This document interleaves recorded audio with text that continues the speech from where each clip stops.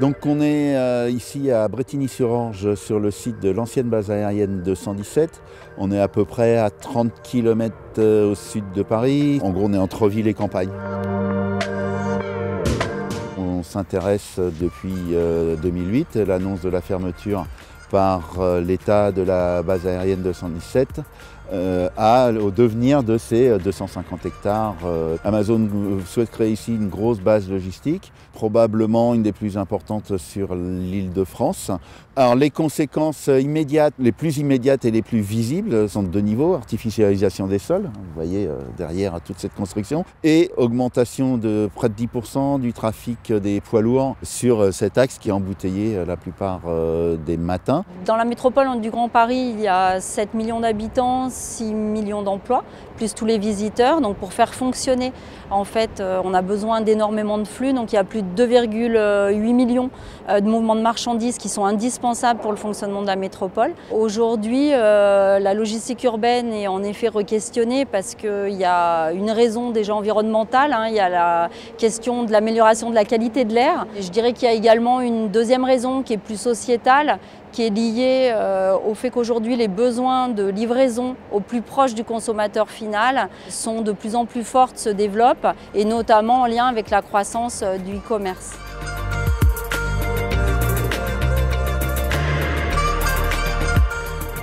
La logistique urbaine est l'art et la manière, et plutôt l'art que la manière, je dirais, d'acheminer les marchandises dans un tissu urbain et de gérer les retours. La logistique urbaine s'inscrit dans toute une chaîne qui peut prendre naissance à l'autre bout du monde. En fait, la logistique, globalement, ça va du bout du monde jusqu'au coin de la rue. La principale explication de nos difficultés aujourd'hui, c'est que nous n'avons pas anticipé l'évolution des modes de consommation. Nous sommes le premier opérateur de livraison de colis en France avec les 3 marques, je le rappelle, Colissimo, Chronopost et DPD France. Et donc nous avons des contraintes grandissantes, d'une part parce que les volumes explosent avec l'avènement du e-commerce. Le e-commerce, c'est 15% de volume en plus chaque année environ. Et d'autre part, avec des contraintes d'accès au centre-ville qui sont de plus en plus fortes. Les modes d'acheminement, il n'y en a pas beaucoup, on peut les prendre dans l'ordre. Vous avez les modes massifiés, le fluvial qui est le mode traditionnel par excellence. Elle ne représente aujourd'hui que quelques pourcents de la part modale.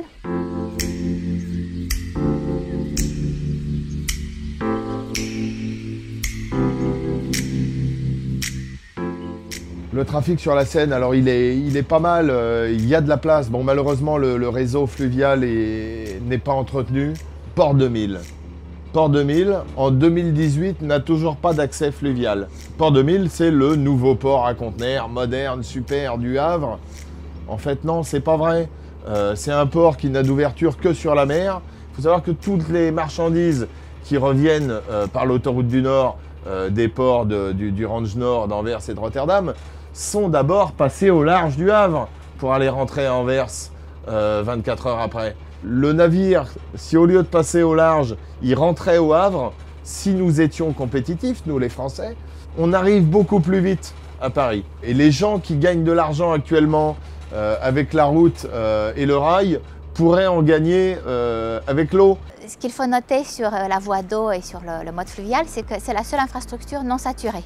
Dans le bief parisien, tous les jours de la semaine, avant 10 heures, il ne se passe rien. Donc on aurait toute latitude pour faire totalement du transport fluvial. Elle a connu un essor ces dernières années. Là, elle arrive à se stabiliser donc sur certaines matières, comme les matériaux de construction. Dans les prochaines années, le trafic fluvial a de très bonnes marges de progression avec tous les travaux liés aux infrastructures du Grand Paris, avec l'évacuation de près de 43 millions de tonnes de matériaux de chantier et de déblais qui seront nécessaires dans le cadre de la construction du Grand Paris. À partir de là, il faut s'engouffrer dans la brèche et valoriser cette infrastructure-là, puisque les autres, y compris le ferroviaire, sont saturés.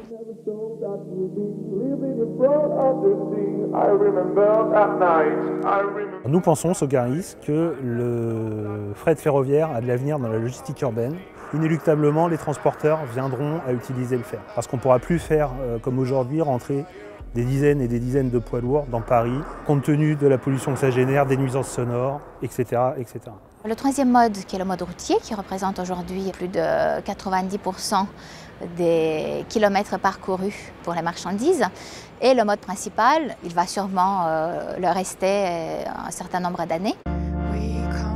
Notre message que nous portons chez Affilox, c'est qu'il faut pouvoir permettre l'accès à la ville aux véhicules le plus gros qu'un contexte spatio-temporel puisse admettre. La logistique du dernier kilomètre, en fait, c'est le plus gros problème auquel ont à faire face les villes, puisqu'on a l'explosion du commerce, on a l'explosion du service à la personne, on a l'explosion de petits services aussi amenés à manger à des gens, etc.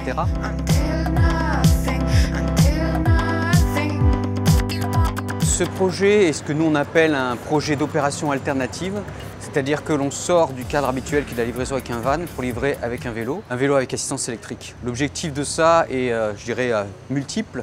C'est d'une part de réduire la pollution de manière générale, puisqu'on n'utilise plus un van, mais c'est aussi de réduire la congestion, le trafic, et d'apporter une certaine tranquillité au voisinage. It's just one of those days.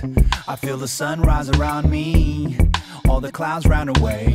On rappelle qu'il y a 4,4 millions de déplacements liés aux livraisons chaque semaine.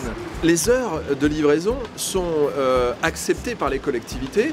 Quand on regarde ce sujet-là, il y a 131 règlements différents sur l'aire métropolitaine pour ces 7 millions d'habitants. L'objectif aujourd'hui, il n'est pas chiffré, mais c'est de réduire considérablement pour que la zone de chalandise des livraisons, de la logistique urbaine, eh bien, soit organisée de façon supracommunale. On est en mode projet. Très clairement, ça dépend effectivement de la volonté de chacun des maires et de leurs priorités. La logistique et le transport de marchandises sont déjà des activités de coulisses par rapport à ce qu'on voit. Déjà, la manière dont notre yaourt arrive dans notre supermarché, on n'en a pas une idée très précise. Et dans les coulisses, il y a encore les coulisses des coulisses, c'est-à-dire qu'il y a des flux dont on voit encore moins l'existence, qui sont par exemple les flux de matières premières, l'évacuation de déchets, l'apport ou l'évacuation de matériaux de construction pour les chantiers. On a 200 millions de tonnes de marchandises qui entrent et sortent en Île-de-France. Et dans ces 200 millions de tonnes, il y a à peu près un tiers de matériaux de construction et de déchets issus du BTP.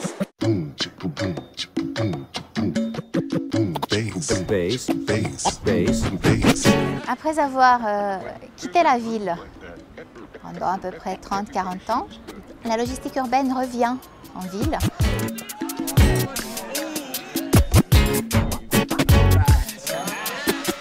On est au cœur de l'hôtel logistique du Chapelle International et ici c'est le terminal ferroviaire urbain. Il est complètement couvert dans le quartier éponyme, ici dans le 18e arrondissement de Paris. Alors un hôtel logistique, c'est d'abord un outil immobilier qui intègre une fonction logistique. On va accueillir 4 trains, c'est 2,6 millions de kilomètres en moins parcourus dans Paris. Et puis puisqu'il est en zone dense, eh bien, il va offrir aussi un certain nombre de services aux citoyens, aux habitants qui habitent autour. Ce que nous demandent les collectivités, c'est d'intégrer de la logistique urbaine. Après, si on peut apporter des services aux habitants, c'est mieux. La réalité, c'est qu'on veut internaliser les nuisances et qu'on veut s'ouvrir vers les populations. Et comment on s'ouvre vers les populations? Pas nécessairement en livrant des colis, mais en leur offrant des services nouveaux qui n'existent pas. Donc, en réalité, c'est surtout un souci de bon voisinage.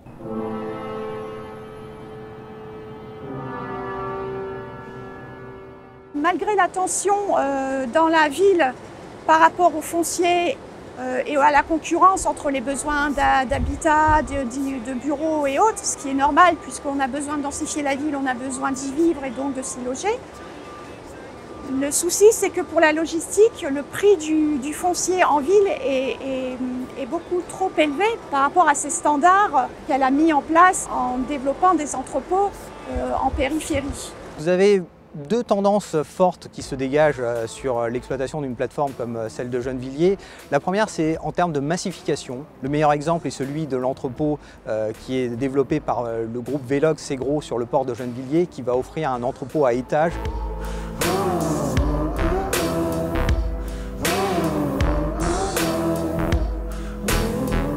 Si on devait n'exploiter qu'un rez-de-chaussée sur les bâtiments, on perdrait beaucoup en capacité de stockage. La verticalité est une façon de gérer la densité, parce que sur un même site qui aujourd'hui fait 8 hectares, là où traditionnellement on aurait développé 30 maximum 40 000 m². Aujourd'hui, on a un COS de 80%. C'est une tendance forte qui continuera dans les toutes prochaines années pour effectivement faire face à une double contrainte. La contrainte des consommateurs qui veulent être livrés au plus proche, donc il faut s'en rapprocher, donc il faut se rapprocher des concentrations urbaines. De l'autre côté, des concentrations urbaines qui se ferment de plus en plus. La deuxième tendance lourde aussi qu'on observe, c'est une accélération de la logistique. Aujourd'hui, toutes les entreprises s'orientent bien sûr vers le zéro stock. La logistique urbaine, hier c'était un marché de niche, aujourd'hui c'est un marché en construction et que demain ça sera un marché hyper concurrentiel. La logistique urbaine doit trouver sa place dans le milieu urbain. Il n'y a pas de ville sans marchandises, c'est aussi simple que ça. Une ville, c'est de l'attractivité, c'est du dynamisme, donc c'est du monde, c'est des habitants, c'est des bureaux. Donc il faut bien nourrir cette ville, il faut bien que les marchandises rentrent en ville. C'est une fausse bonne idée de se dire on ne veut plus de logistique, on ne veut plus de gros camions, etc. Il faudra composer avec la logistique. Il est nécessaire de réserver du foncier et d'intégrer la logistique urbaine dans les programmes.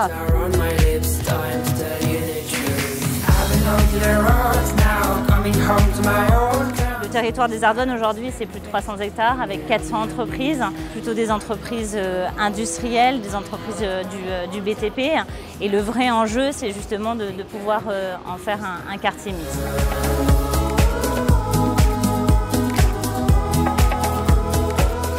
Il est vrai qu'en amont et à la création de l'opération d'aménagement, on avait cette ambition de pouvoir faire de l'activité économique, mais on n'avait pas forcément ciblé la question de la logistique urbaine. Et lorsqu'on a commencé à travailler avec Sogaris à partir de 2013-2014, on s'est dit qu'en fait la logistique urbaine avait complètement toute sa place dans une opération d'aménagement à 3 km de Paris et dans un environnement métropolitain. Après, il y a comment l'aménageur peut intégrer cette question de logistique urbaine et comment nous, on arrive aussi à la faire accepter par les habitants puisque ça peut provoquer des nuisances. Je m'appelle Ben Burke, je suis associé ici à 26 et je suis le chef de projet de Chapelle Internationale. Le bâtiment est très grand, 40 000 m² à Paris, c'est rare. Et donc on a voulu travailler le volume pour qu'il ne soit pas visuellement un énorme bloc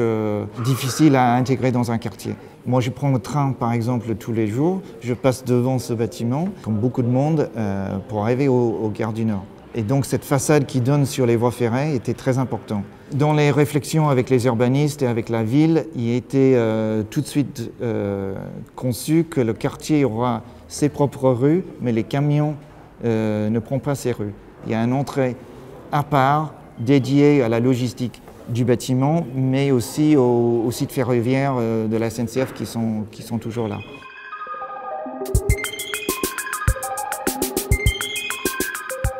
Il faut se souvenir que la logistique d'aujourd'hui, on ne l'a pas imaginée, on n'a pas su la prévoir et qu'aujourd'hui on doit la gérer. Déjà actuellement on a une chance, c'est comme on est sur un marché de massification à grande échelle. Le groupe livre plus d'1 milliard de colis dans le monde, 350 millions en France. On a déjà beaucoup de données et on s'en sert déjà beaucoup en termes d'intelligence artificielle. On se sert des données de nos clients chargeurs par exemple. On connaît au fur et à mesure grâce à l'intelligence artificielle les variations de flux. Mieux connaître les variations de flux, de volume de nos chargeurs, c'est mieux connaître, mieux affiner nos tournées de distribution, donc être plus efficace et donc avoir moins de camionnettes sur la route, moins polluées. Aujourd'hui, la Poste a 65% à peu près du marché du colis en France. Ça veut dire plus ou moins qu'on livre chaque adresse en France. Et on connaît au fur et à mesure les habitudes de livraison. On peut de mieux en mieux être présent au moment où ils sont à domicile. De la même manière, la logistique d'après-demain, on a beaucoup de mal à la prévoir puisque les modes de consommation sont par essence non modélisables. Nous avons aujourd'hui une tendance, une lame de fond vers le e-commerce. Est-ce qu'on restera sur cette tendance lourde ou est-ce qu'on aura de plus en plus des permaculteurs, des gens qui s'intéressent à l'économie circulaire, qui souhaitent consommer de manière responsable? C'est une question qu'on doit se poser aujourd'hui. La métropole productive est aussi un sujet sur lequel les collectivités travaillent. Ce qui est important dans le projet d'aménagement des Ardoines, c'est toute la réflexion qui a été menée sur la question de l'activité l'activité économique. Tout l'enjeu du projet, c'est de pouvoir faire la ville productive dense, c'est-à-dire de pouvoir répondre à la question de la production du logement en Île-de-France, dans la métropole du Grand Paris, et également de garder du développement économique très important sur le territoire Vitrio et sur le territoire du Val-de-Marne. Finalement, il y a un paradoxe dans le consommateur puisqu'il veut effectivement consommer mieux ou moins, ou bio et autres. Et paradoxalement, il exige à être livré très vite. Enfin, c'est pas forcément lui qui l'exige, c'est qu'on lui propose. Donc le consommateur, il n'est pas si responsable que ça. Aujourd'hui, on ne peut pas parler de diminution des flux entrants et sortants dans la métropole. La tendance, elle est encore à l'augmentation.